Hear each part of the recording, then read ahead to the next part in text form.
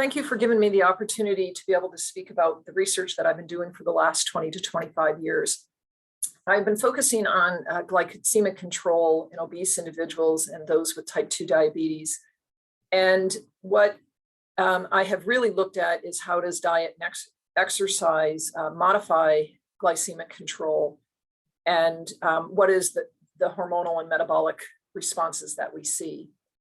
More recently, what I have focused on is, does exercise timing matter? And this has been looking at more of the timing during the day of when people exercise. Should it be before or after a meal? Should it be looking at the circadian rhythm of what's going on in the body with various hormones? And it probably doesn't make that much difference in lean individuals, but it probably does in individuals who have type 2 diabetes. So we are really interested in this because, as you know, as people get more and more obese, that we see more individuals that have either high blood sugar levels, they have diabetes. We see hyperinsulinemia with these individuals. We're starting to see more fatty liver disease as well as other metabolic diseases. But our biggest complications come from the hyperglycemia when we get these high spikes, and also the delay in recovering back down to normal levels. And this really creates problems where we start getting vascular injury and problems with endothelial metabolism. So let me tell you a little bit about the blood glucose response to a meal.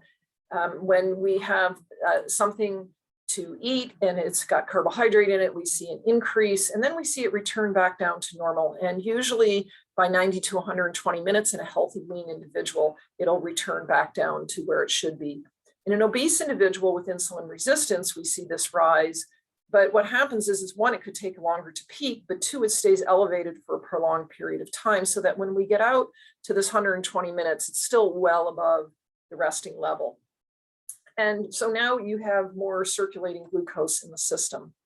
When we then ask the question, what happens when you have a second meal? So let's say the second meal came at 2 hours. So you ate breakfast, now it's 10 o'clock and you have a snack. What happens to your glucose levels? Well, of course, it's going to go up again.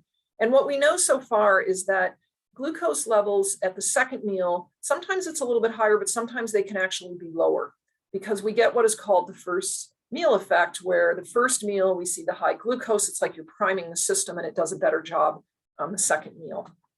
But what we really don't know is where should we exercise relative to this? Should exercise be before the meal in the fasted state, or should exercise be after the meal? And then what we see here is that this may help bring the glucose levels down when exercise is here.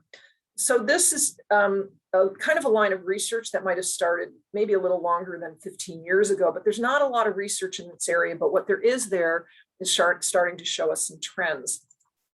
We also know that there are circadian rhythms in how our glucose and insulin works. As we know with many other bodily functions, that the glucose levels are